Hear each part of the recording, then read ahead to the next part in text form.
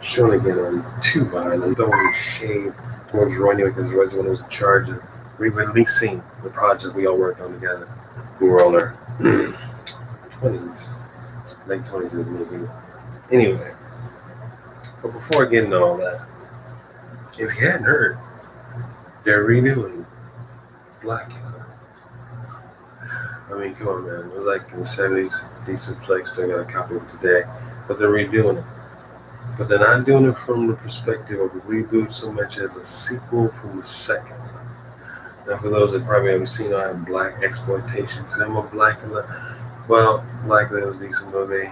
You know, whole Curse Prince thing, taking over Dracula, Curse by Dracula's name, yada yada yada. But there was a sequel. It even took me years to find, even though I had seen Blackula dozens of times, but they're making a direct sequel from Scream Blackula Scream. And that's cool. Yeah. If that's what you're into. Kind of am looking forward to that. But that's not the only remake that's coming out between this year and next year. So I'm still not sure on the release dates that haven't been given yet. But the remake is one of my favorite horror films of all the time. Slumber Party Massacre. And they're keeping the same formula they did with the first one. Right? Female directors, female writers. So it'll keep, by the way, those things are put out. That's cool. But here's the thing. I don't really think, and it's, maybe pretentious to say, but I don't really think they can really capture the heart that they did in the original Slumber Party Massacre, because that's why they good film. It's cheesy to a lot of other people, but it's really paced well. It was written well. It's directed perfectly by the director. She did a great job with that. The sequels that followed, they're kind of inky and hokey, but they have their own niche. But the original, it's got its own. It's a horror classic in a lot of ways. So they're remaking that. I'm looking forward to that. I'm not saying I go to a theater where it gets released that way, but if they stream that bad boy, I'm gonna check it out today for sure. Anyway, right now I'm watching the old dailies that we filmed in '99 and 2002. Now, the project itself, me and Ari, we were the showrunners for it. I wrote the script. Ari did 90% of the special effects. Roy came with a lot of the backing and the control some of the characters in the script. Some beef things up. Now, at the time, we had a couple studios look at us. But since that time, I, Ari, three other people, we did have to sign some NDR documents. For those of you that know what that is, that means you cannot discuss the property in any way, shape, or form. Otherwise, they can sue you and bring up new charges and all that things. And that's fair enough. But the thing is, I'm going to talk about this film based off of the dailies we shot and the pieces that were not edited.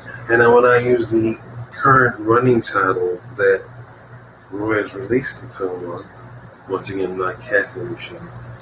But the reason we're having this little discussion about this film today is basically because I get to talk about the parts that they made us cut out. About 35 minutes worth of material that really would have made the film pop a lot better. Would have probably made it so quicker. But that's not the issue. The issue is talking about a few key parts that they had us remove. Now, for one thing, we did this in '99. We had shot basically more or less 4 hours of footage. But before everything started getting edited down and taken care of, excuse me, because this is starting to work my nerves. Before we got to any deeper bits of that, the things we were taking care of, we had to make sure that we had enough. We had enough footage to edit from, enough things to start the sequel with. And before things even got heavy with that, a lot of personal things ended up getting in the middle of things. Had to Needless, she has to go back to the Dust Bowl and take care of some family stuff. We got caught up in all kind of crap. Let me not digress and get back to the point. Point is, other parts that we got here on to do the film, everything got shot within 6 months. And after it was shot, we started the editing process. Now, you think you have 4 hours of footage, you got plenty to work with, you do. But when you got an uncle that's driving the money going, well, the studio says we have to cut it down. So we took a 2 hour film, which is fine in itself. And then they had to shave it down to 1.5 hours. And that was still too long. And then we got it down to 1 hour and 12. But then after that concern was a blank, now it became a matter of content and blood. It's like, okay, what are we going to do here? So it's on the shelf for a year. It's on the shelf for a year. No one bothered with it. And by the time we even got through that point, the studios had turned me and Ari away for various reasons. Some of which is because in my case, I was in the Dust Bowl too long. Down there for 3 months when I should have left. When I first got there, the sorry bar was full of crap. They called me down there. Got me caught up in things where I had to take care of my niece and my nephew till they no longer was with us. And all kind of the madness that just didn't have to happen that compromised my time with the studio. Since I had to take care of 2 minor children and another full-grown adult, I didn't really have the time to get myself to the studio and fix the edits and redo the soundtrack. And all other madness that was involved that needed to be done. So, the property was taken from me and passed to Roy. Now, unbeknownst to me at the time, Roy was already talking to a Korean director in Korea. To be specific, I'm not saying he was Korean, he was a director, I mean a director that lived in Korea. And he was slowly over the option of time selling off the other footage that we saw to this director. Long story short, and I can take as much time as one because we just started this madness. But long story short, basically Roy had sold the other 2 hours of footage that we shot, which is basically what was supposed to be the sequel to the first film. And that film ended up becoming a larger chunk of another film.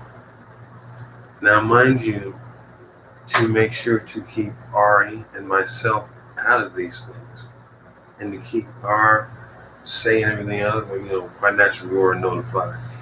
And we were notified, it was after it was already too late. All the scenes that we did, reshot by other actors, repurposed. All the dialogue financially was slightly altered, so our screen credit would be removed. And of course, my favorite of all, he used my screenplay to sell the hook to get the contracts. Now, I bring it up because now a good friend of mine that happens to be in Indonesia, which also happens to go back and forth between Indonesia and Korea to do film work, she is working on the film, and of all names that pop up on one of the slides that she's working on, Roy's name came up. So I got a phone call this morning, and it's about the old stuff we shot in 1999. Here's the thing. He has repurposed all the old properties that I and Ari signed off on. So we don't have a say in that's fine. I made my money on what I need to make then. But the point is, when your name is taken off something we worked on for 2 years, as far as writing goes and getting sets constructed and renting places to do all these shots for this film, to be taken off by one of your main road dogs that you've known for more than 20 some odd years, it hits a little harder. And matter of fact, I've known this, so this ragamuffin weasel. Oh man, since 5th grade. Well, I was in 5th grade, he was in 9th grade. Just to let you know the type of situation. He's trying to bully us. He still got jacked up. But the point is, that's our humble beginnings, how they become going. He was a problem then, he'd be a problem later. Because he became like so many other people that come out of the Dust Bowl, California. He's a triple talking, trifling, lying, backstabbing piece of self-serving work. And that's putting it mildly without getting dirty about it. Well, let's say Mr. Self-Serving, like so many other people that got me down away from the studio, which also happened to be someone was doing to get me back the money. I think me wrapped up down there in personal stuff and getting lied to by multiple people. They are all there on the personal agenda for the road. So they pulled that stuff. But by the time all the other stuff that would rack my career in my life for several years to come, and that comes down, you have to bear in mind, when Roy and I worked together, Roy, Ari, and myself, a few other people, we were doing our films, it was like guerrilla warfare kind of thing, it was like we would do our films, try to get them shot and done mostly within 3 months. I mean, shooting every scene, everything else should be done. And that's done in 2 months, but you take another 30 days to edit and everything else you would do. So pretty much we would flip project like that, get our films done, a full feature, in no less than 6 months. That's how we roll. For some reason, this particular thing, we all worked on it together, and we really put in the time. We put in the effort, we put in the hours, we had everything and anything that we really needed to take care of, we did it by the books. But back then, we were still using like videotapes and film rolls. You had your editing bay and all that stuff. So you had physical media. It's not like things are now where everything is digital. You have to worry about buying tapes or having a budget to get physical material, and all you do is put on a flash drive, you're ready to roll out. If only we had it like that, but we didn't. So the physical copies of the dailies we shot, most of those were destroyed through a secondary court case about some other things that had come down from the guy that doing special effects for us. He put us in litigation for a month. I was in court with this man for a month over him doing a few special effects. We had newspapers and digital stuff. And it was all fine and dandy. We paid him up front, pretty much $1,500 straight across the board. He did the effects, but as we got close to the release date, I don't know how he heard about it, started getting a little bit of traffic, a little bit of, notoriety before he would hit in the circles we were rolling it in. And he could see that it was going to make some kind of profit, a high profit. We already had markets we were going to sell overseas to. So when he heard about that and saw the numbers that we were going to gain from the DVD sales, because we started going, well, DVDs were just starting to come out. We still already had, we had stuff to press out, videotapes pretty quick. We had a compact disc we were working, but we hadn't really made our mind to do that. So everything was still on VHS tapes. We were relics. We were doing what we were dealing with. The deal we had was good. It was basically like 50 cents a tape for us to get, our copy. So we were still doing what we need to do for us. It was fun. But greed and liar intentions. They start a lot of things.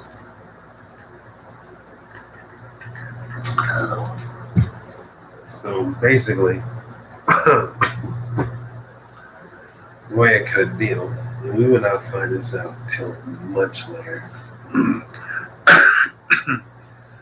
Then basically, we had got final cut.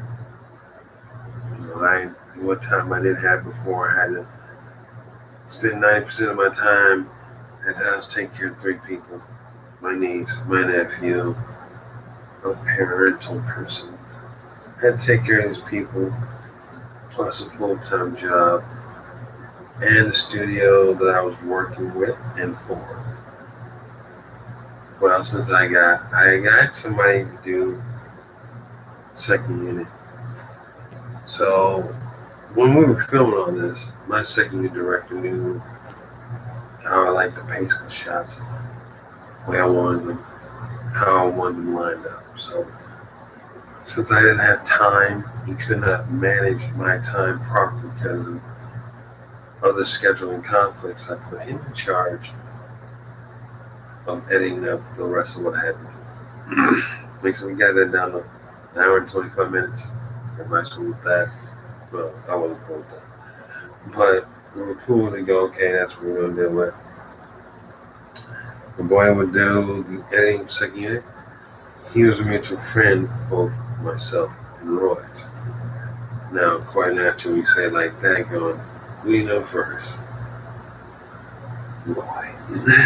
So, when things in the studio started getting a little weird and awkward, it got to the point where when I would have the time to show up, it'd be there like maybe 20 minutes or so. And then, like, next thing you know, Roy or Patrick would show up and, like, oh, we don't need you today, we want you to come back. Because what they were doing, they were taking the film, reshooting it with some of the actors they had dealt with on board, and they were repackaging the whole thing. Before it was said and done, they had taken all the parts with me and Ari in it, edited them out, reshot. And this one really burns my business. He reshot every scene that had Ari and me in it with these Korean actors and a few other people he had hired. Nothing against Korean actors. I've seen the final cut of this, and it is good. But let's get it straight. Roy, you're a thief. You're a liar and a backstabber like so many other people I can name right now, but I'm at war with you. I'll deal with them another time, another place. And it won't be here. And it won't be in this fashion. But, so he took this, made it a little slash action adventure horror film. They cut Ari and me out of every scene. And a good friend of ours named Lisa as well. They cut all our scenes out, reshot them verbatim, but with different actors. And it was insane to watch. It was unreal. I mean, I'm watching the original right now, and I got the volume down because, unfortunately, with the way YouTube is, I can get caught up on either an audio strike, and I don't want the music to be heard from this because I know I watched the other video today, streamed it, and the same music we used then is in it now, and if he's using it, that means he's got it copyrighted. So, I can only tell you while I'm watching, I can't play the audio because I get strike. So at this point where I'm watching right now, this is where we're making rain through the film.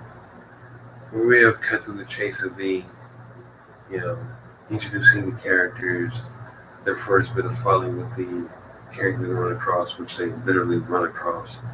Because, they, in the story, they run over this guy and bash him and think he's dead. It's kind of like watching Know What You Did Last Summer, except when they checked this guy's post, he didn't have post because he was like, come on, I'm dead. So they deal with this dude and flatten him out. And after they drove away, well, before they did, they picked up his stuff.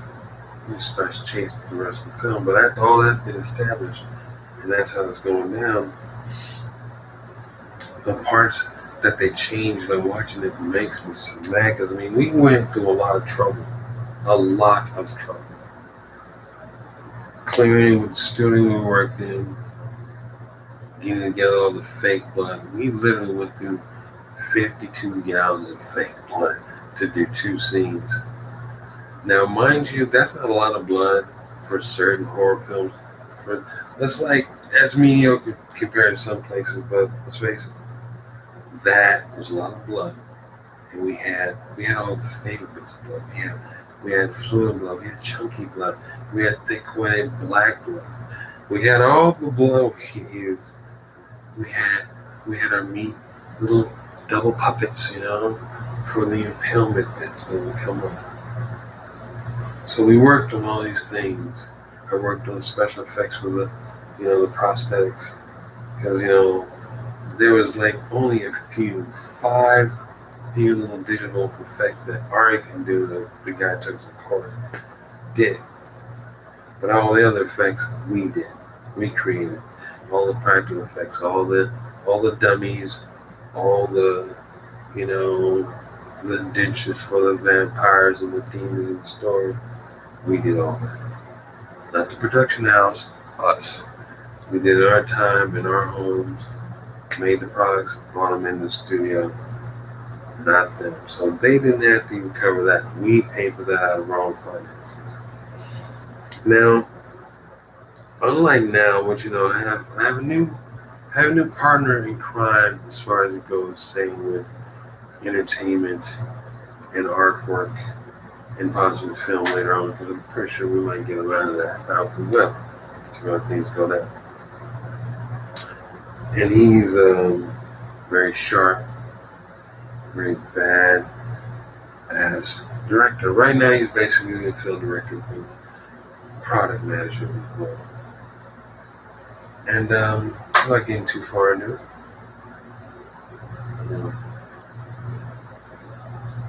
He's a focusing force that keeps me and a few other people where we need to be in our heads to get the job done.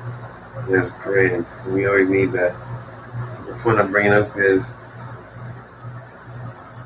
I'm working on some properties and things, and he's aware of it, and he's been very good at keeping me focused on two things. One,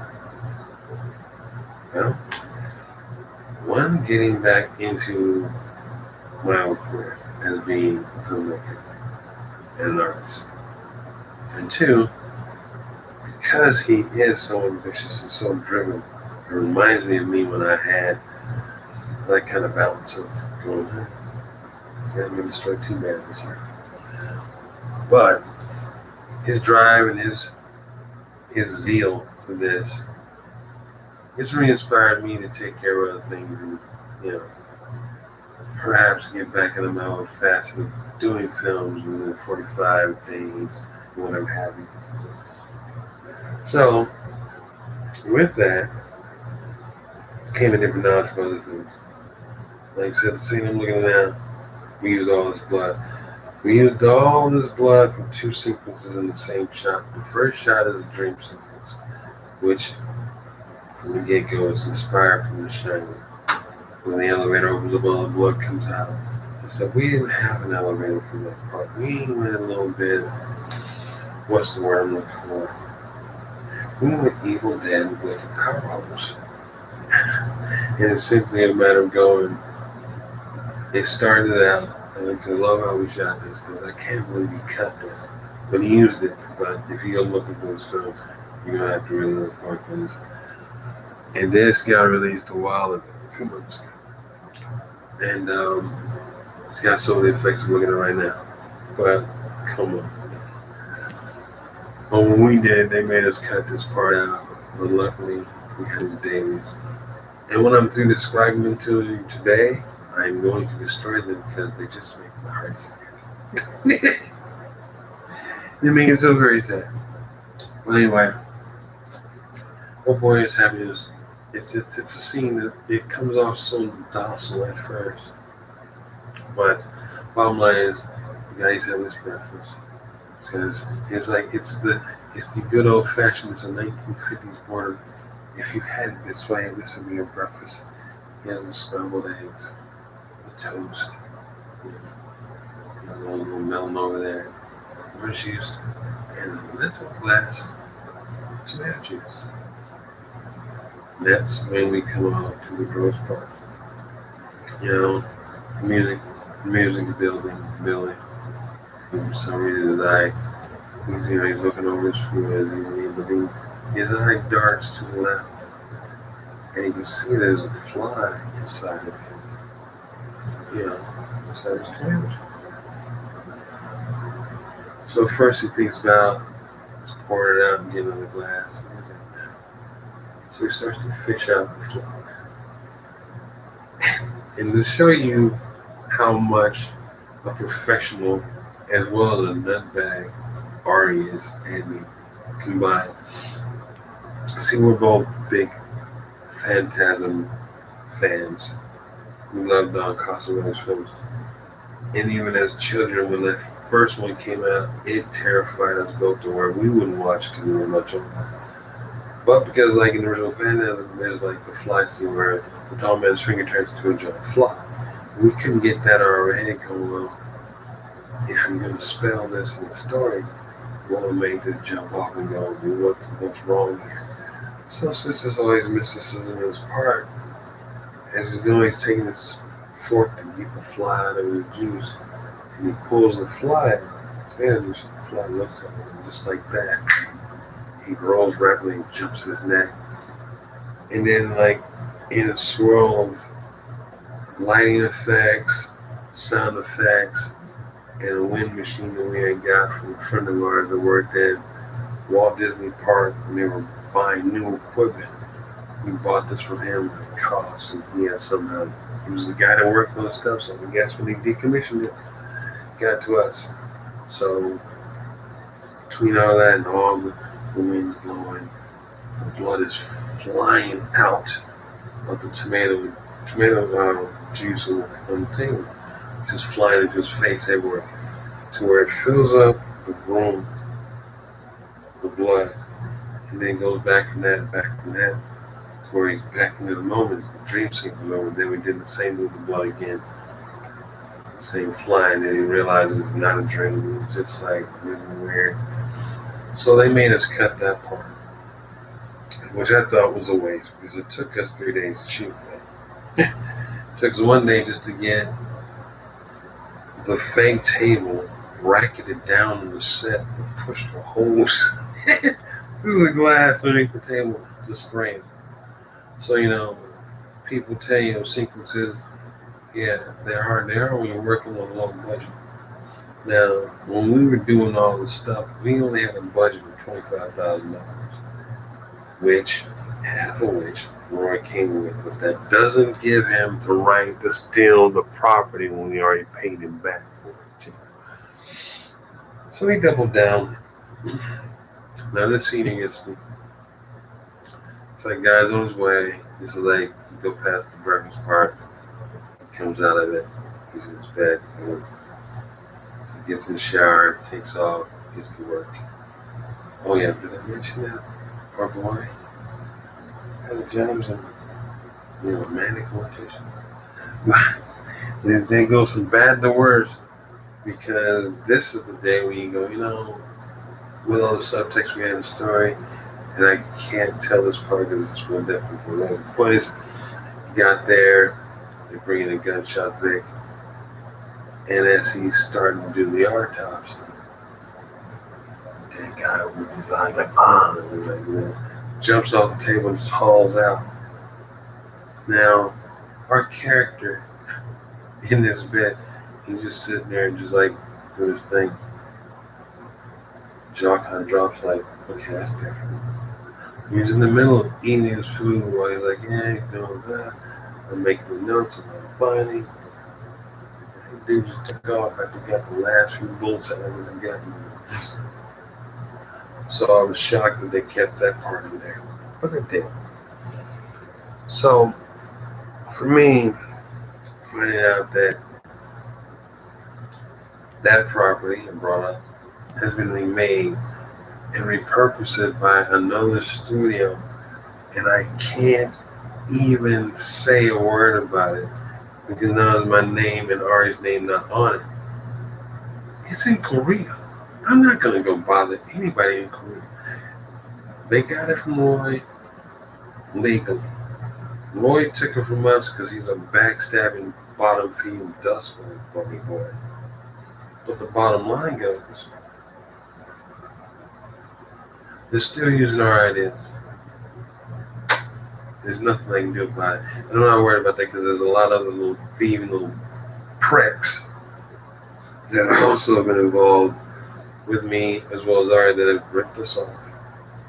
Tend to be our friends and stealing stuff from us. You know who you are, you disgusting sociopath! Anyway, I digress again. Because I don't like thieves, I don't like liars, especially people who pump people to dream this way. They're going to kill them. Believe it. Believe it. So, find out today, my friend like that, in Indonesia, that's not working in Korea on this film, that they're doing bill properly. So I'm like, okay.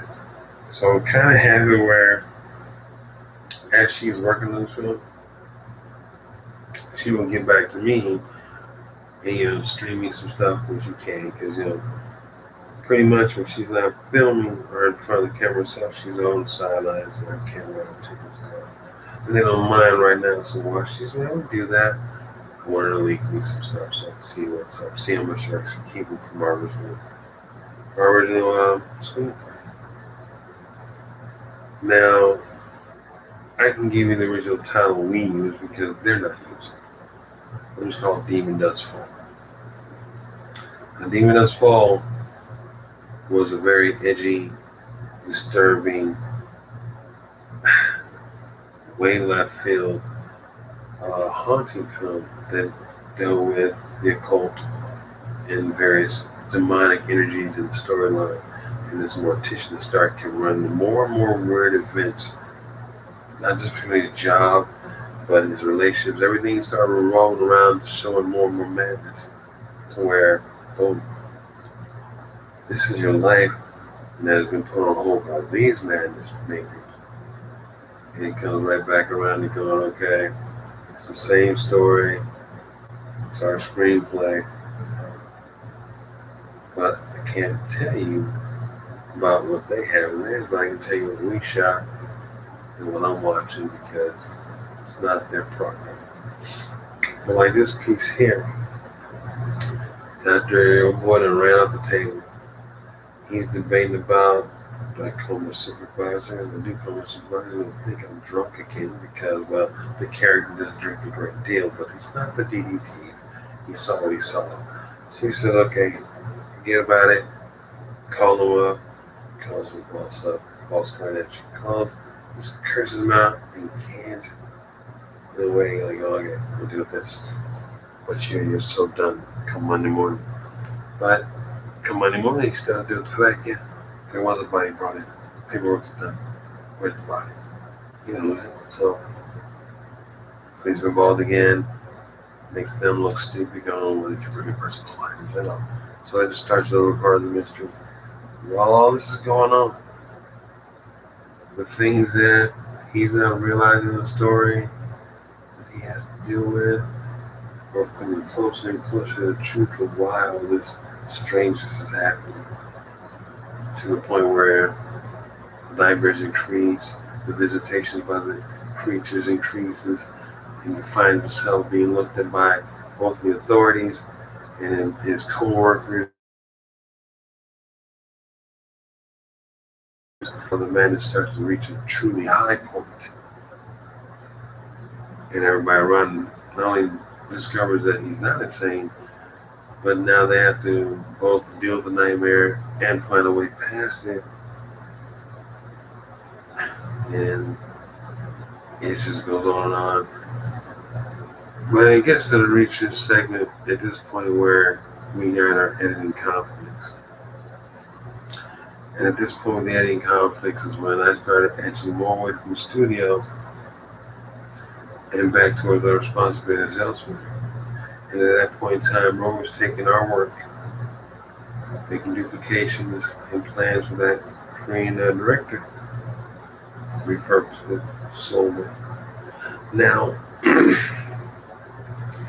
if you wonder why I would bother even telling this, is because, well, Roy has over the past year, 4 years, hit with the mighty madness of the coup and also the madness. He pulled a lot of shades. But see, he and his son, Roy Jr., we're good for the tell. I've known that boy before the boy was born. They changed his damn diapers. I'm his uncle, no matter blood or not, don't matter. He knows if there's anybody who's gonna tell things to, he tells me not to mention his daddy pissed him off, son. it became confession time and all stuff come like, oh, well, what's this, what's that about? So when he found out about everything, you see, when he was little, he was in the original film, which I'm looking at dailies of. So when he found out a few things about his pops, he wanted to share them with me. So I can share them with all of you. So if you ever meet Mr. Roy, I'm not going to put his name in there and try to be nice. And I don't want to get hit with slander either. But Roy, see, Roy and I, we worked on a lot of different projects together. We worked on several independent films together. We did some indie comics. We did a few things like that.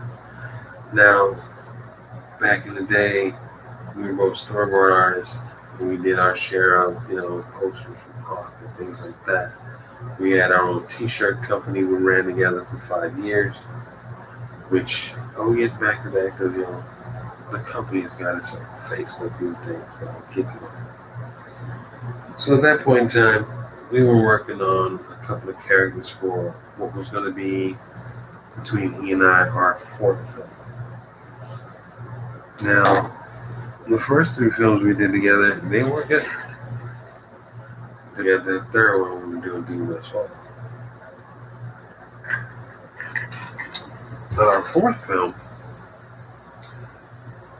we were really going to take our time boarding everything out.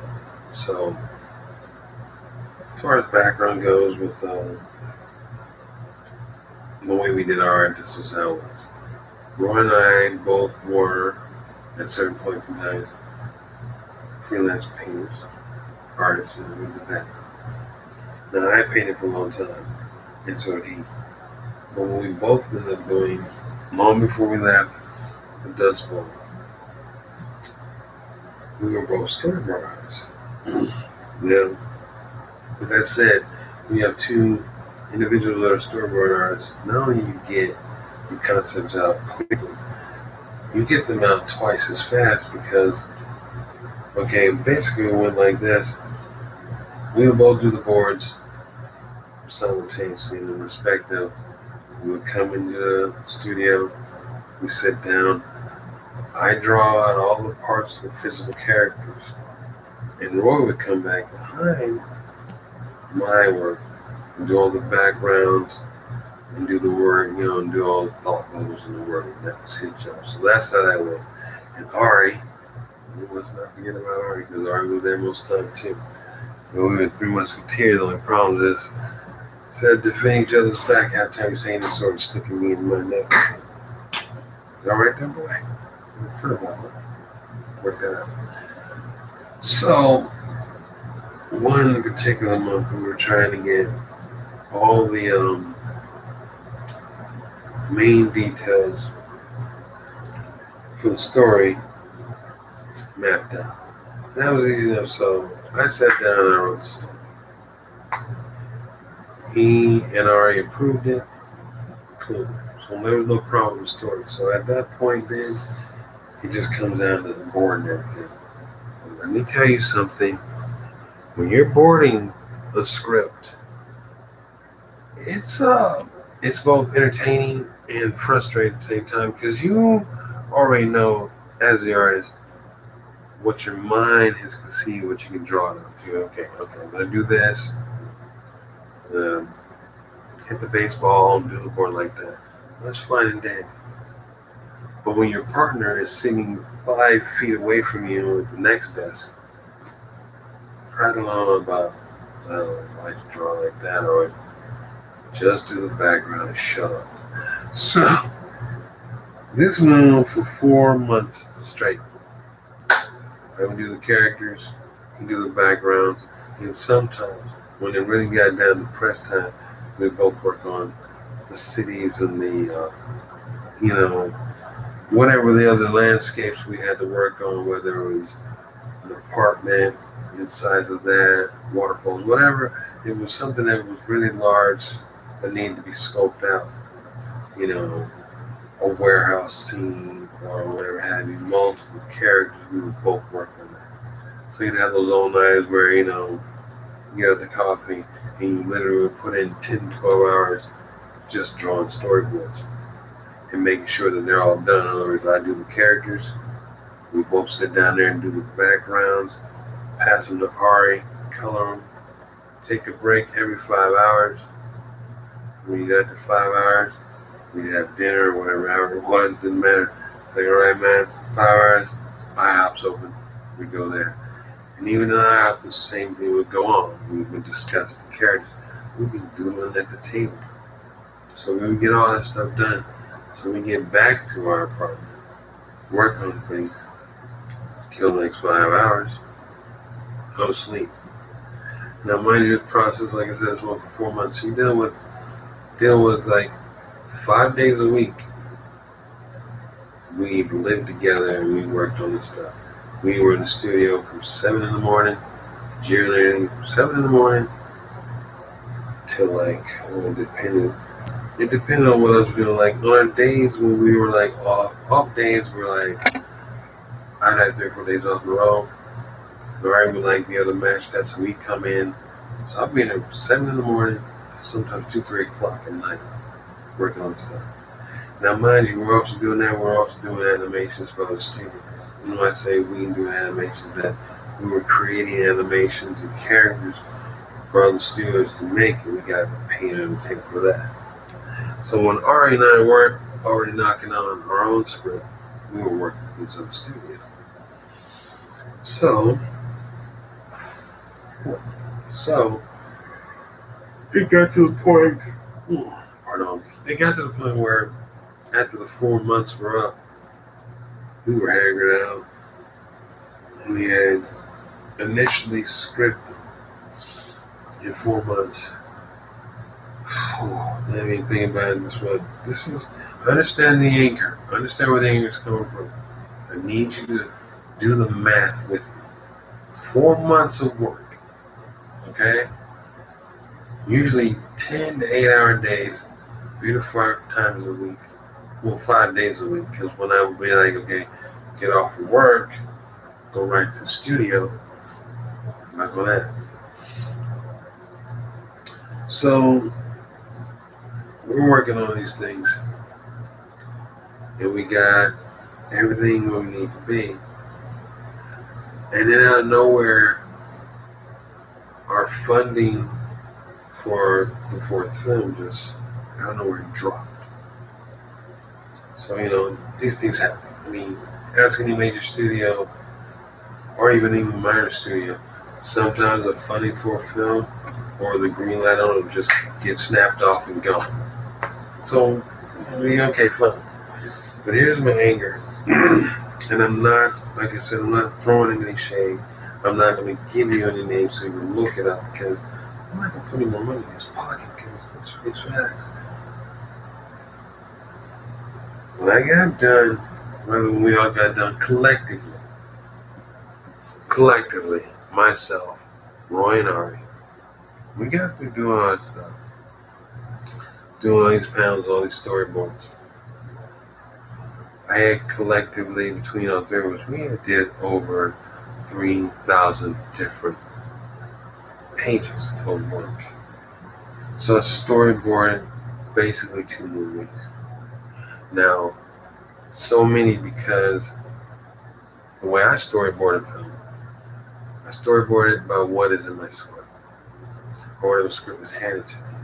So if you tell me there's a part where the dog comes in the door, walks in, eats food, and his head explodes, I'm going to draw every part of that so the actor or actresses that had to deal that part didn't have any mystery when we go back and do FX on it, when we make the prosthetics. They're going to see what they're going to be dealing with me. So, being that we were meticulous about it, we had drawn up all that. The film was canceled. Okay. Mind you, we still have the studio that we work with. We still have the office space for leasing, so we have that. So, Ari and I and Roy, we all have keys to the office, obviously. Why would we not? Now, I had a large majority of the copies of the storybooks, especially when I did a lot of them at home before we get there, and I would have my copies and they would lie around. It's like any artist tell you when you draw stuff, you might make one copy, oh I like that. And if you like an artist that has commissions, you know you're gonna do one or two renderings before you do a final and go, okay, I like that, let's use that. Now I have that problem too. Sometimes I go, well, I like the way it came out, but I'm gonna do it 2 more times until it looks right for me. And if we're doing it where going, okay, points made, got it across. But still all those other little scraps or extras or seconds, you don't throw them away, you put them away. Later on pick them and make them portfolio.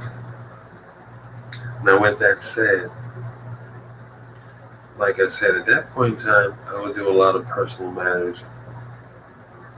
Having been pulled away from the studio, personal crap, listening to a bunch of liars. Come on down the camera, it's bull crap.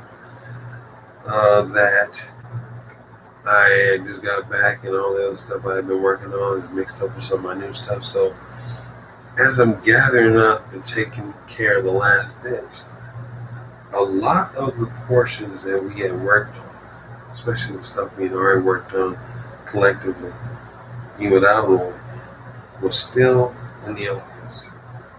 Now, like I said, I was out pretty much almost 2,000, about 2,000 drawings all together. You figure elements, backgrounds, character development, and see, character development, I might get 3, 4, 5 different pages until I figure out what I want it to look like. Because they're going to base the makeup off of the character the way I draw it. So with that said, we did all that, and when the funding ended and it was done, it was going to be a 4th film. And shortly after that, they were going to be closing the studio. We were already going, well, I'm going to take care of some other stuff. I got to do with the family. I got to do with other situations. And Ari was like, he was just becoming a dad for the second time. Remember, he was having Ariella. That was when she was born. God, I feel old. But anyway, so she was about to be born. So he's like going, I have a daughter. He's just about to have his daughter. And even his wife, which is also a good friend of mine. At the time, we were all in this weird place. Things were getting to a point where studios closing down, our lease in our office is about to pop up. Roy's acting icky because he's in the process of stealing the property, repurchasing elsewhere. Get up on those Korean bucks, whatever he's doing at the time. But see, Ari and I, we were doing a lot of stuff. Ari was about to be a father for a second time, like I said. His second child, his third wife. After getting betrayed, lied to, my time wasted in California by some lying skag harlots that talked a bunch of bull crap about, things that I'm not getting to. The point is, lies, more lies. Didn't get to that. Stepsister, she was full of crap. She lied to me about stuff. Everybody else just had me next up, rolled up. So by the time I got out of it, got back here, Ari's about to leave and moved in. He moved from here and he went to London for like 2 years, and he ended up going from there to Canada, which he resides right now. I think he's up in Ottawa. He's in Ottawa, Canada, right now. So the traveling man kept traveling. I got stuck here dealing with my niece, my nephew, and stuff. Roy was making some moves, and didn't really know what was up. So I need you to fast forward. Remember what I just told you. Fast forward. Oh man. Fast forward 8 years later. Ari's still in Canada. I am back and stuck in the city. Roy now lives in Denver. Now wait a minute, let me get this straight up. Now Roy has moved to Denver and he has bought a home. I need you to understand this and get back to those drawings in a minute.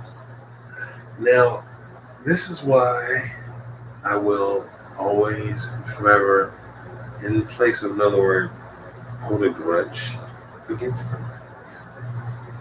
And it's not because of the blatant lies and the distrust and the betrayals they did to both myself and Ari. But it's the fact that after 8 years, and him and a few other people that remain nameless because I got more class and that start pulling some slurs. Let's just say of the 4 people decide to pull wool and mess up my career and my life along also with Ari. But see, Ari was smart. I told him, dude, if you're gonna move to London, move. So he did. I was supposed to join, but I didn't. So I got caught up on Cali crap. Now here's what I said. 8 years later. Pissing me off so bad. All the drawings and the stuff that Ari and I did, and Roy did, all the characters I did, all the stuff for the full film. Roy had taken those thousands of pages that we worked on, edited down to a book, and he put it on Indiegogo.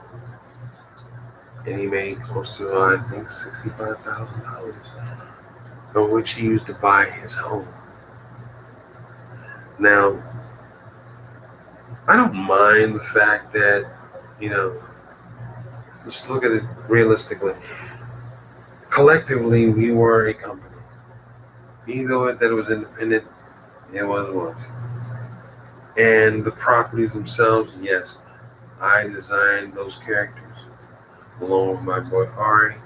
So basically, the thing is, what Roy's part was he was an overpaid background artist. Don't get me wrong. He was very good at what he did. But he's also a backstabbing thing.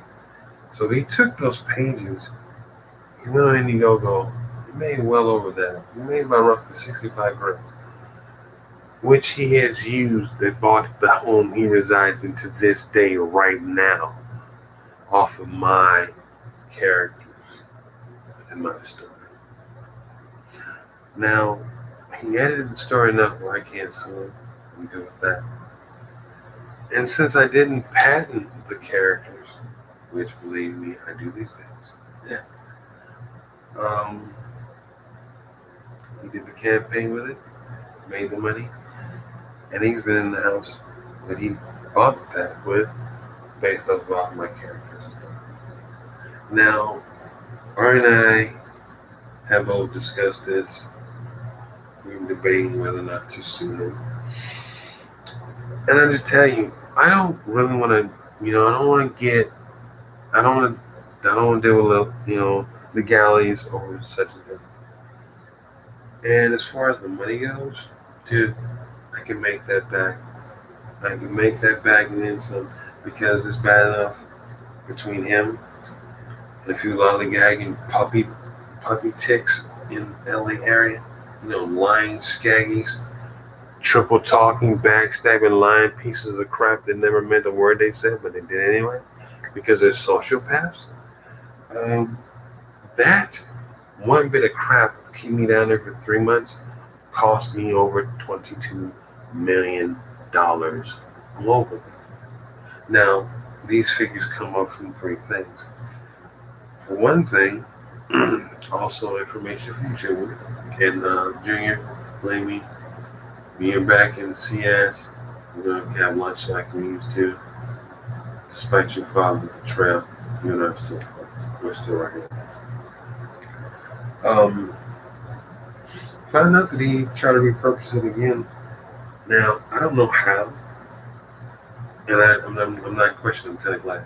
But I don't know how, but somehow he took the story, took our work, he sold it to a Japanese businessman that does some kind of film project. I don't know what it is because I heard about it and I didn't want to hear anymore. And the person was telling me, I said, I want to hear it. I want to talk about it. So I just literally hung up. But the bottom line was,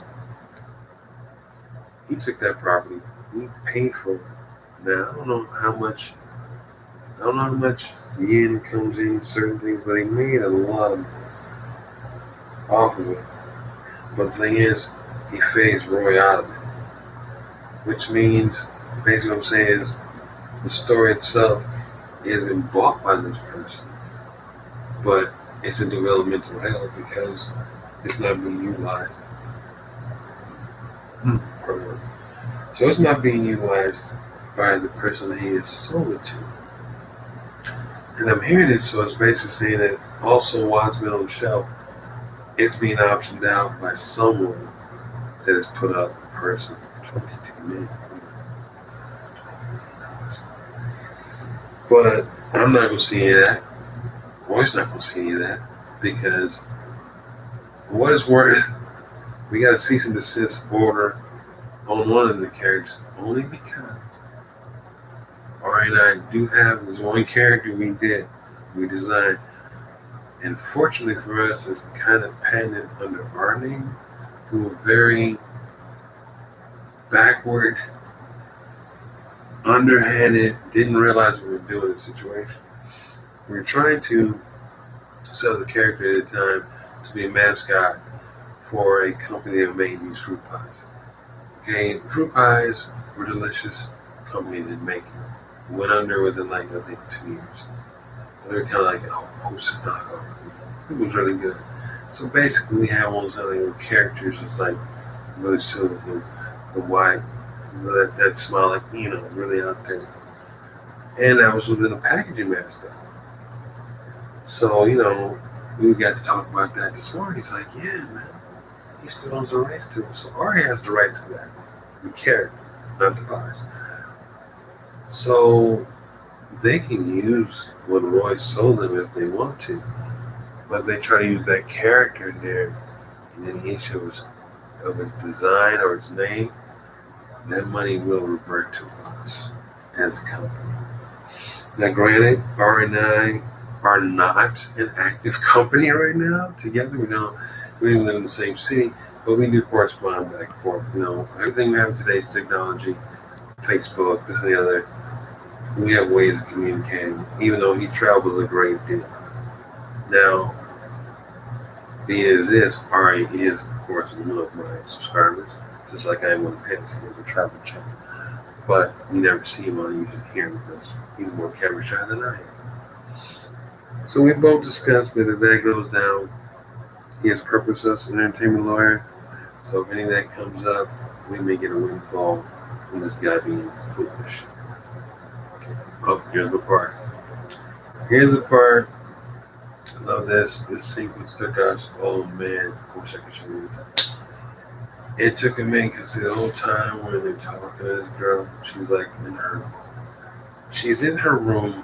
It's a slumber party scene for anybody going. It was it's got these three girls and it's a slumber party actually basically. It was two sisters and one of their girlfriends they had by and they get the bunk beds. And two of the girls go up top on the bunk beds.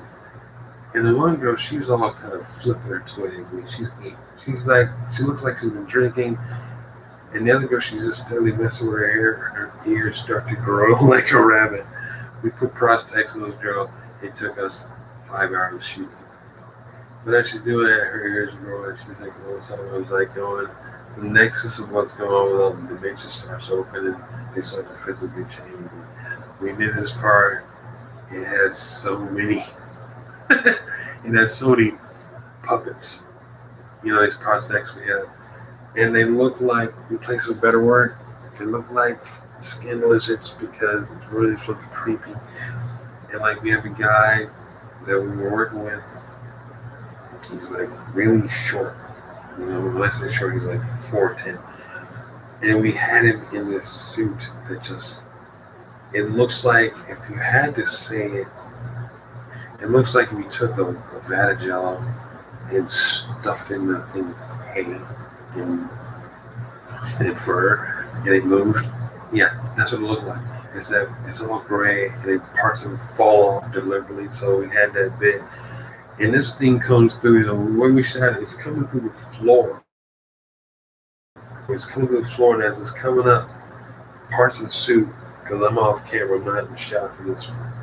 I'm off camera working the prosthetics. He's starting to shout, and the guy's like, he's in the suit. He's doing this movie again before we cross. He's ground making the sounds, and as he's thrashing, parts of the prosthetic just start to fly all over the other actors. It's like this goo is like. And then we cut the camera off, and this other shot is like, because we do it, and every part where the stuff hit, all this foam starts to dissolve in the face, and so it gets really weird. And when it's down that just came through the wall, these huge spikes just shoot through his back into the ceiling. And they're trying to get past him, but between what's going through the floor, everything's coming in. It's like a really bad movement. And from Reanimate, when Homeboy first turns it on and all the weird stuff's happening, it's like that, but it's like where it's like on acid. So he's trying to deal with that. The little guy is all shaking, spikes flying everywhere, and solvents going everybody. And then next thing you know, the whole floor just falls. And that's where, this is why I don't like dailies, because dailies don't go nowhere. And that's the only part I got, and it cuts off. It's going on the scene where it's after that part, where, it's like, they go, okay, what's caused this? How do we stop this? So it's all that stuff. So the point is, this is one of my main aces, but now he's one of my main enemies, and he ain't the only one in that category or that house. He ain't the only thief and liar to take properties from me, or let me borrow that for a while, or what you thinking about that, and steal it and profit from it. Now we'd all agree that that's just dirt. It is. It's dirt. It's underhanded. It's straight Hollywood weird action, but he's from there. He's gonna be scumbag if he lets that. But that greedy little monster is got out. So other things Junior was telling me about was and this is what I'm getting to. The other part I'm getting to. He already repurposed those sketches we did years ago. He still has the rest of them he didn't use. So what Junior was telling me is, and now, mind you, I'm not going to let this happen if I have anything to physically say about it. But he's considering taking that, working with his Korean director, which is already, by my understanding, is already gathering funds to take those and make an anime with them. Now, with manga and anime being as big as it is right now, hey, I understand. When I did that, matter of fact, this is the first time I started messing with manga. But I really wasn't messing with it as much as I do now. So, the stuff there, it's crude. I mean, it's done well. I mean, they're final drawings, they're polished up. But they are nothing compared to what I can do now, what I have been doing now. Point is, according to Junior, and I'm willing to take him on his word, consider everything else he's shown me. Saying goes, I've seen the receipts and deed to the house, and I've also seen the numbers of your campaign. He texts me all that. Thanks a lot, Roy. But anyway, PA, which for those that don't understand that, shortness or punk ass, is planning to take the remainder of those sketches, my drawings, and artists, hand them over to the Korean director, which would go down and hand it to somebody else in their staff studio. And they're planning to make an anime, a feature or a short. I'm not sure, but what I'm hearing, feature. Here's the thing. Like most wet nurses, Roy he hasn't returned any of my messages. I mean, I don't call him. I threw that bastard's number away a long time ago. But I do have other means of getting in touch with him, just like he has means of getting in touch with me. No matter where we've been in our lives, No matter what cities we lived in, we have always managed to keep in touch. But now that we don't, we are on the outs with each other. But I know for a fact that I left a message with his wife. I left a message with his son. So his son can, definitely tell him what I said verbatim. Even as far as the text him out of place, I know he got the message. So bottom line is this: it's not a matter of threats. It's not a matter of going, if you do that, I'm gonna do this. No. If he tries to put it out, I will sue the socks off him. But it's not even a matter of that. It's a matter of going, you can do it, you can put it out. But check it out, I want my cut. And not knowing you think, I don't mean the profits, I mean I want my cut from betraying me. Now, most of my subs, you're intelligent people. I'm pretty sure you know exactly what I'm saying. And for those of you that are my subs that know me personally, you know exactly what I'm saying without me getting anything for hate speech. But I want to give them a cut too. And I will get back with you too. Because I can. Now, here's the thing.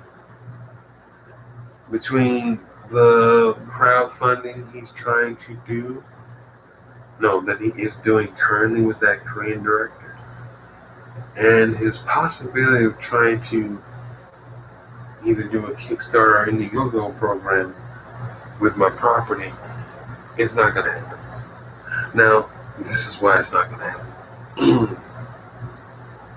I have taken, out of the characters that I know that he utilized the story, out of the characters, there's like 20 some odd characters I created out of that. I still have about 15 pictures of the originals. And now they are dated, they are signed, and they are copied. He can take the stance if he'd like and push that property. And if he does, that's fine. You see, here's the thing.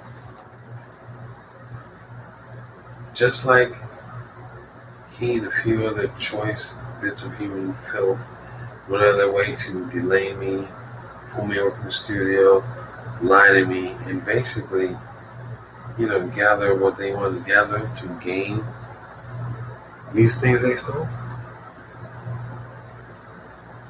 That shows your desperation, lack of talent, and that's just pathetic. That's fine. But, as it is, we are in the midst of a campaign right now. I am utilizing and using some of those characters he's trying to put into this new campaign. So, Mr. Mosaic, I just need you to understand something. Don't be foolish enough to cross me when I know what you've been doing. That goes though for the rest of you triple talking liars that also had me down there in Cali and kept me from the studio with your bull crap. Now, I'm willing to take this, my gentleman, and come to a conclusion that we can both deal with. In other words, he can either pull away from this campaign he's trying to before I get there and wreck it and come up with his own character-based story, or myself and a few good people I have behind me right now who are working with me on this campaign. We take care of this, blowing out the water like we do. And I will not only go and take him to court after that, I will take everything else he has pulled from that property and make sure that he works with me for free for at least 2 years, because if not for the characters I created that he stole and repurposed it illegally, he wouldn't be in the house either, nor would he have the tow truck that he has purchased. Found out about. I was like, wondering if things were so well. He also bought that out from the campaign from using our stuff. But why I'm angry. I'm not angry so much because he and other people stole ideas from me and have made profit from it. That's not it. There's a cow out there now that uses my poetry and put out books and put her name on it. Everybody thinks she's a lying schmuck. But anyway, don't think I don't know. Believe me, I know. Anyway, what I'm angry about is not the fact that he stole what he stole. I'm angry because he didn't tell me about Indiegogo or Kickstarter at all. I just found out about Indiegogo at the tail end of last year. I found out about this in December of 2020. Now, for those of you that really don't know why I'm about to lose it, let me explain to you why. Now, I told you I've known Roy. I've known Roy since I was basically 5. Known him since, well, it's 5 years old, so I've known since 5. Yeah, just 10. Something like that. You know, there's that 5-year difference, but when it comes down to it, maturity. I'm more mature, he's been a dipwad. Now, I'm angry because of this. Indiegogo has been around since 2008. Okay? He pulled this. He pulled off doing that campaign. I think it was in 2010. Now, for anybody that knows me and knows the kind of life I was having to deal with in 2010, knows that I was in a work spot that, well, for those of us that know it, it's affectionately known as the third circle of hell. For reasons that it is. Now, that was the first job and the only job I had at that time where I had to struggle to make my ends meet. My side hustle was gone. Most of the things I was doing was painting for some of the clients I had when I did murals for their homes. But my point is, Indiegogo was around since 2008. He had done this campaign in 2010 and didn't even tell me about it. I don't care that he did that, but he could have told me about it so I could have did a campaign too. He could have got out of my financial distress. But instead of that, and I'm telling you this because it all connects back. Instead of that, instead of letting me know about Indiegogo, letting me know I can do a campaign, get financially straight and get my studio back, our studio back, and everything else. He chose to deliberately lie to me. He chose to tell me nothing about it. And he told the other people that knew me to make sure to be quiet because he was stealing Ari and my designs in the book. So my point is from 2010, 11, 12, 13, 14, 15, 16, 17, 18. All those years when I could have got out of that just from doing what I do, not investing, with pencil and paper. This short-sighted, lying, backstabbing, duplicitous man, baby. Well, right now to take my work and utilize it, flip a decent campaign with it, and turn around and say nothing. While I struggled, here's the kicker. During that time, without my knowledge, of course, because he was pulling the same thing all the liars and charlatans do when they're out to steal for you. He's playing, oh, buddy Fred, remember that story we're working on? How would you tie up this, that, and the other?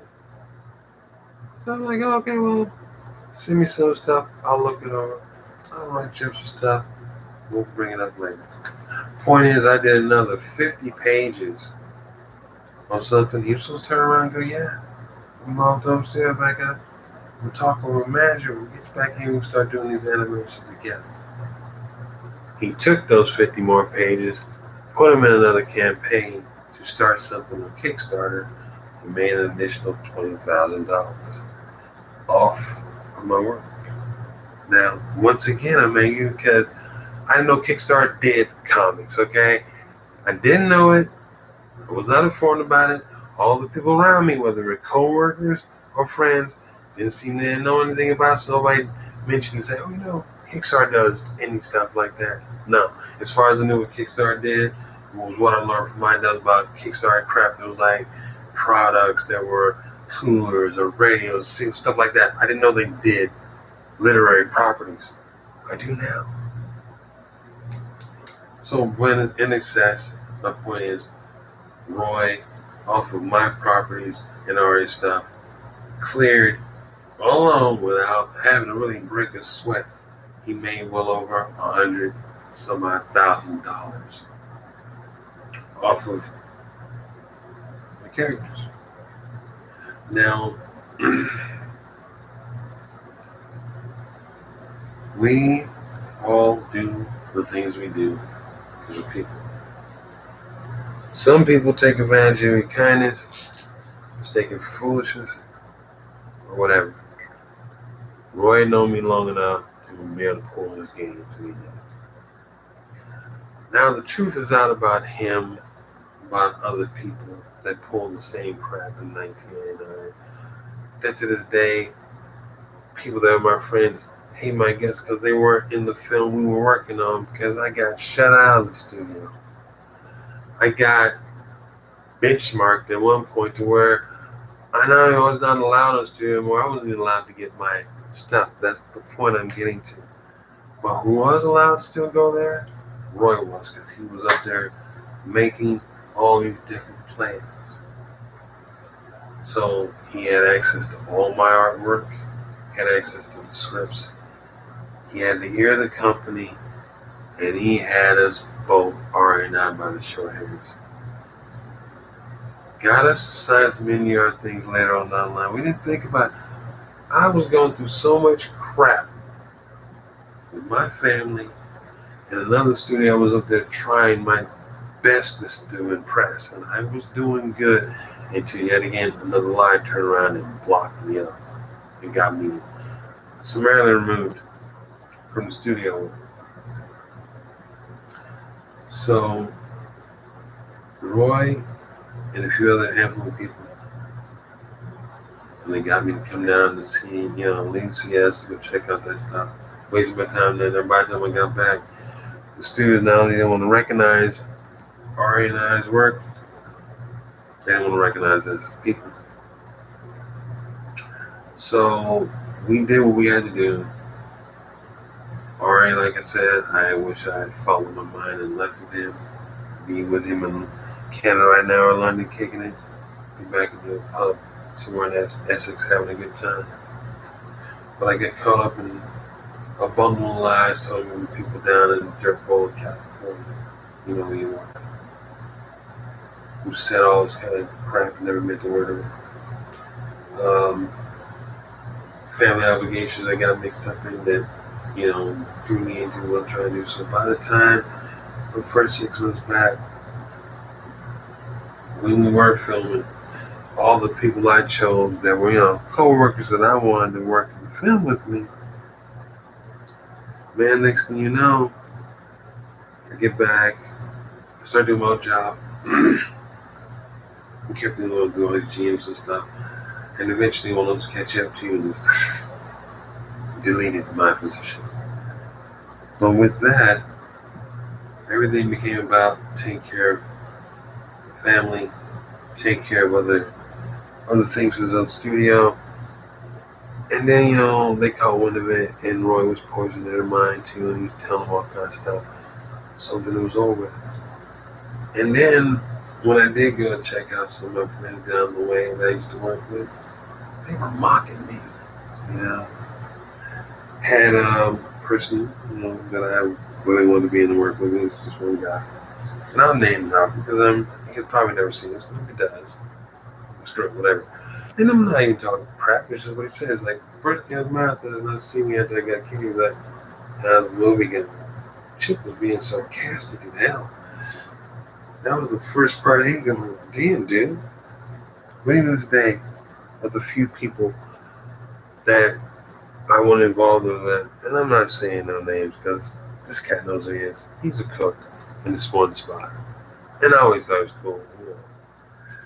And I'm not even gonna say your name, but you know what I'm talking about. But this brother, man, he's mad at me now. Let me make something clear to you, man. I was going through more than my share of madness in put between two studios, a family, and a bunch of liars that just all they wanted to see me do was fall. So when I got banned from the studio,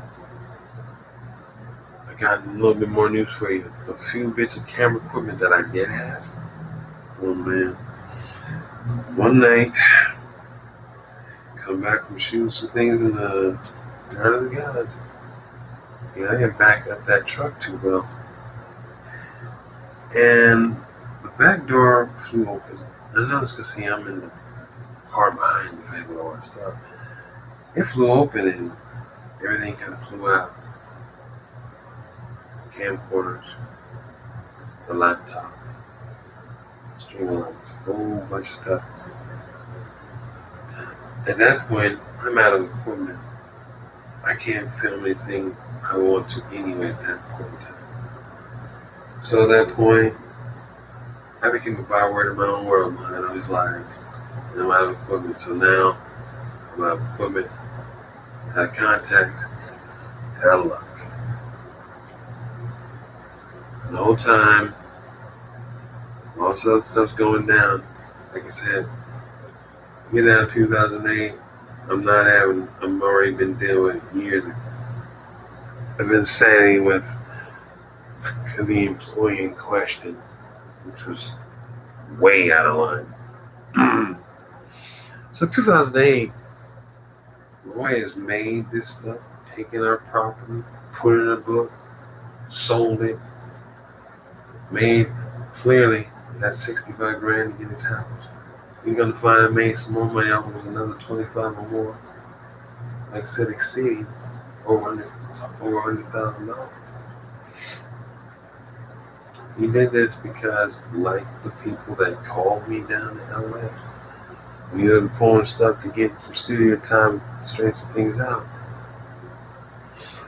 He pulled me away because he wanted my spot in the studio. He wanted to cover my art. And for reasons of his own, he hated my guts. So what better way to get back at somebody who would pretend to be their friend and confidant, so we get close enough to steal their work and profit. So Roy did all these things and is trying to do it now. Two other people I know that happen to be literary people, which also have me feeding pieces of human excrement. I won't name the names, but let's just say one of them, if I had it my way, well, let's just say they need to be doing. Okay. So the point is, the hashtag Roy should be set on by an elephant. Hashtag beat him up if you see him. This man, I bring it up to you. This man, if you want to give him that, he's trying to. Now this is the thing that just made me kind of go, you gotta be kidding me, because see, I know I'm next. But see, I know he's trying to sell that property free and clear. And I know he knows, like I know he's watching this right now. Not now, he'll be watching later. But I know he knows that if he can't get me to sign off, or Ari to sign off on that one character, which happens to be the main character in the story, it won't fly. Because if he even put up on the screen this long and neither one of us sees it, we own him anything he might get. Now, I say I'm next because I got a text from Ari just this afternoon explaining to me quite frankly that Roy has been, hitting him up and all the digital spots there hit him up trying to get permission to use that character. So I already find and know that That means legal has gone through the characters, seen them for what they were, came across that company that made those snack cakes, even though they might not be, I don't know if they're in business anymore, but that mascot is being used by them somewhere, but it's still owned by Ari and myself. So, Roy, and I'm sure you're watching this, we can come together as gentlemen and possibly get past our differences. You know, your BS and your betrayals, your thievery, your downright cowardice. And we could sit down together like we did once when we were friends and come up with a property for you to make a whole series if you like. We both know you're good at that. You may be a lot of things. You might be a scum-sucking individual, but you are a great product manager. And you know how to work that stuff. That's how you get such a good kicker. And if I didn't want to stab your eyes out, I would actually know you were mine. But I don't need the help that bad. So, it's like this, folks. Myself, a good new showrunner, as far as with my website and this other little fashion venture we're doing. James is the man to check out. One of these days I will get back into a little more on the information about Wicked Ink and whatnot. But today I just want to talk about properties, man. And that's what it all boils down to, like Roy's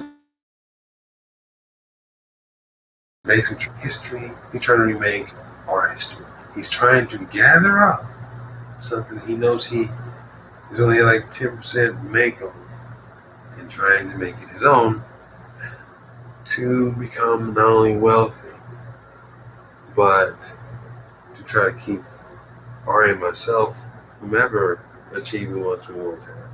Now, don't get me wrong, Ari's not exactly doing bad these days. Ari is a quote-unquote professional traveler, okay? Which means some of the ventures we did back in the early 2000s and whatnot, whether it's long distance or otherwise, it keeps him in finances for him to travel. Now, are the paying off his killing back? Painkillers, so Ari, I'm not going to get annoyed because that's his business. The point is, he made a few patents on some things that most of us look good. I need a patent for that. Like, I don't know what it's called. It's like, it looks like it's some kind of can opener he made, but it's got some other stuff he added to it. It's like, okay, Ari's good for doing this. He's good for taking existing products and making them into other products. He's going to give me some items or stuff, and unfortunately, some of the ones I thought of I didn't utilize, and they came out and they made me feel better. But anyway, the point is, Ari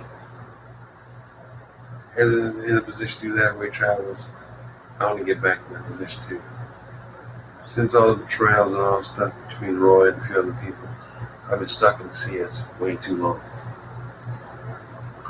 Held back by a bottom-feeding employer that knows damn well not right.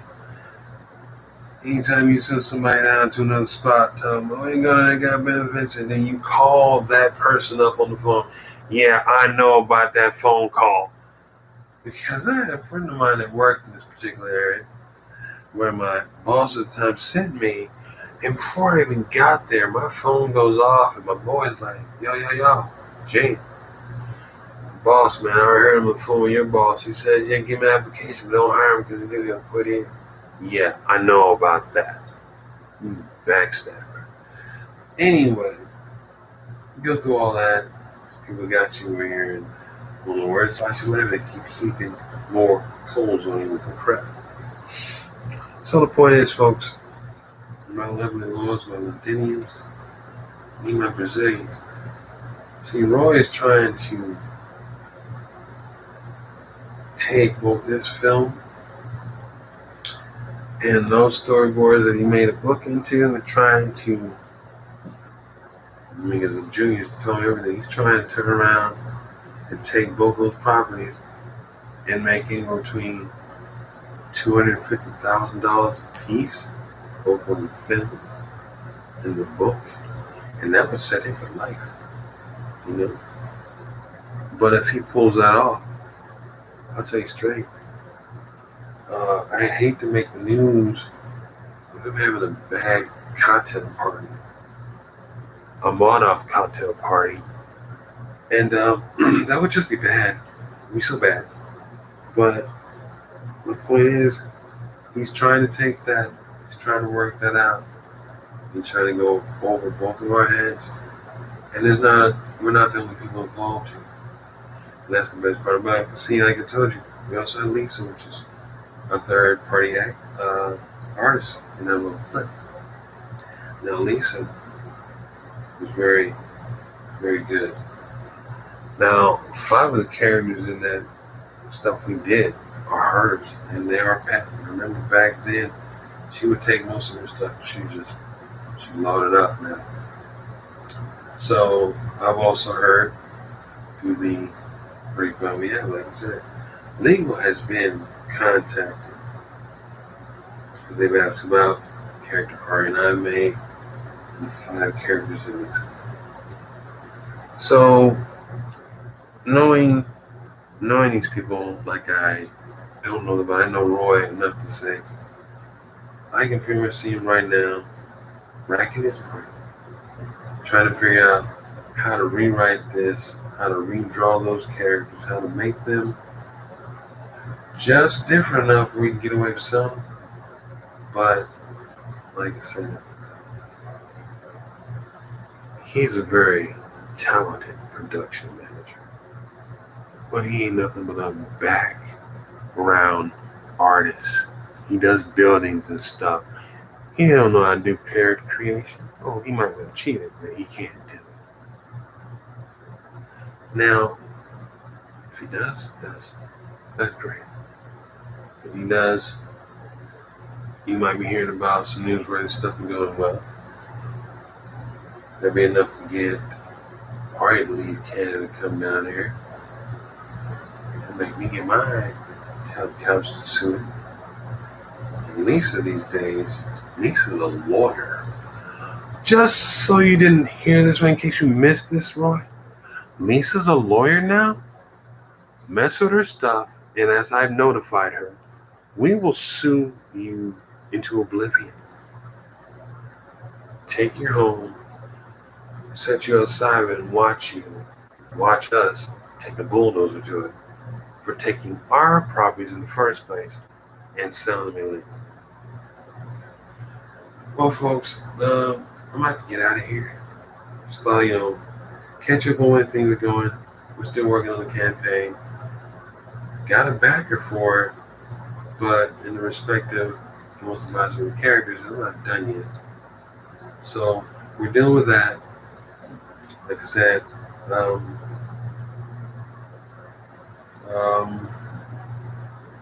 we're looking into making things right, and we're going to make sure that no matter what, we'll keep you posted on how the book's going, how it's released, everything. I will be in touch with you guys again, not tonight, possibly go live again, probably Saturday, Friday, I'm not sure. Got a lot going on this week, but we'll keep you updated on how the book's going. I'll keep you updated on how Roy will not get another step towards this. And I will tell you more about the film that is being currently filmed and shot in Korea. Once again, from our properties, with different actors. Based off of these dailies I'm looking at. Like I said, man, you're looking at properties, 5 full hours of footage, all these illustrations, looking at stuff and going, cannot allow this man to benefit from us ever again. So, in conclusion, y'all, owning your own material, patenting your stuff, and if you're a writer, artist, whichever, keep copying your work. And unlike this, I've sent people who copy my stuff. And some of those bastards are using it right now, getting paid for it. They putting their name on like they wrote any of that, knowing they stole it. Liars and thieves run the same way. They lie in your face while they steal somebody else's stuff and go, "Don't you like my work? You didn't work on nothing. You stole from that." You know what I'm saying? So, we're still flying high. Really get paid what we're doing.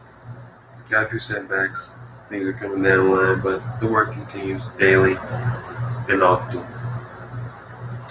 Like I said, we got people in Indonesia, we got people in Korea, we got people watching Roy. We know what's up with you. Don't think you live scot-free, and don't think you won't be getting a nice phone call and a cease and desist order from Lisa very soon. Because I don't know what you did to Junior, but you pissed him off enough for him to tell me all your dirt. And some things I didn't even ask about. But the point is, ladies and gentlemen, you start to find out your enemies, your so-called friends, your earlier enemies, and they start to trip their own tongue when they're telling you a lie, and they also let you fall out because they hate you for whatever reason they come. Now, in the case of me and Roy, I think it's a matter of hating my talent. I think it's a matter that at one point, as I remember a conversation we had, at one point, early in development of these characters, he offered me, and this is just to be clear, it was pennies to me then, it's pennies to me now. He offered me 10 grand for the rights of all the characters. Now, first of all, my name ain't Willie Lunchmeat, okay?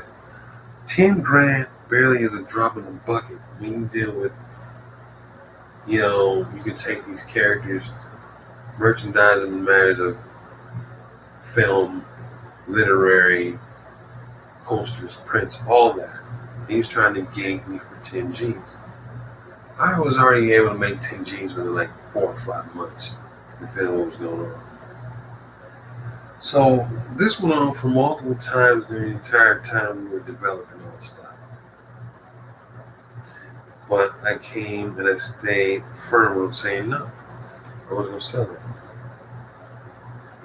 So I think because of that, he became angry, and it made the catalyst for all this now. Because up until that point, we were good. We were friends, we were solid. But now, he's trying to get paid off of our properties and trying to put it out. This is another thing. He's trying to put the stuff out before my first campaign. Try to outshadow him because he's aware, like I've been made aware this day, that most of the characters that he's drawing from are mine still, the ones I'm using in this graphic novel now. So until next time, y'all, which when we're seeing again, hopefully we will be doing our little Megan Zeiss revisitation of one of my favorite stories of hers. Here Comes the Slug. If you haven't seen it, if you're good, you will. Believe me. There's nothing better than going through my archives of the Queen's older videos. But if you would keep with us today and please like, share, and subscribe, and come back later on. Remember, the DMs are always open. If you have any questions, comments, or concerns, or choices of a video idea, bring it down the line.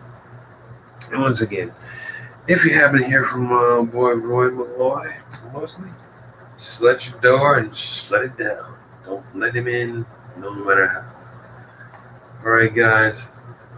Love you. Thanks for stopping by. Appreciate you. And if you got time, you want to really get down and check out some new, good old rumors on like science fiction and comics, go check out, Neurotic or The Activist, man. Good shows. Good people. So until next time, y'all, goodbye. I'm out. Take care of yourselves. Be well. And of course, remember, They'll show you how to do stuff in the middle of things because people rip you up and argue. Keep your copies, patent your stuff. And if you ain't got anything on heartfelt, don't let your heart lead you.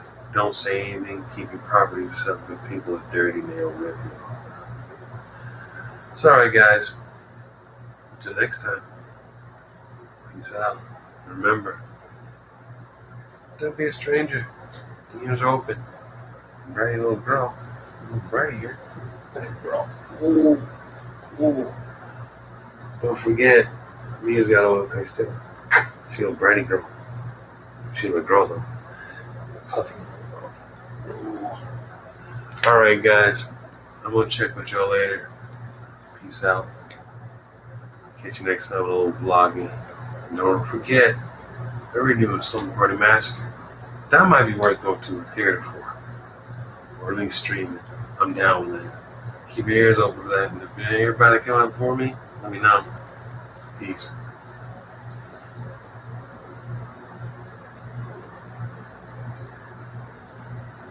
Da, da, da, da.